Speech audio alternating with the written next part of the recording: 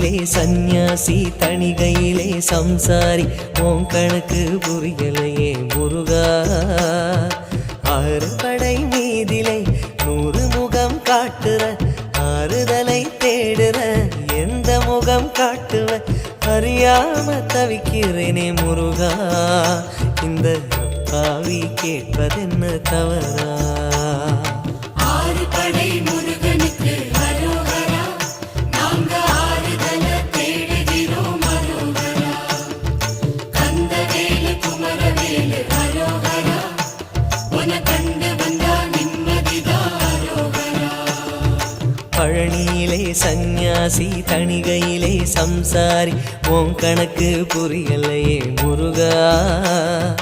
உன் கணக்கு புரியலையே முருகா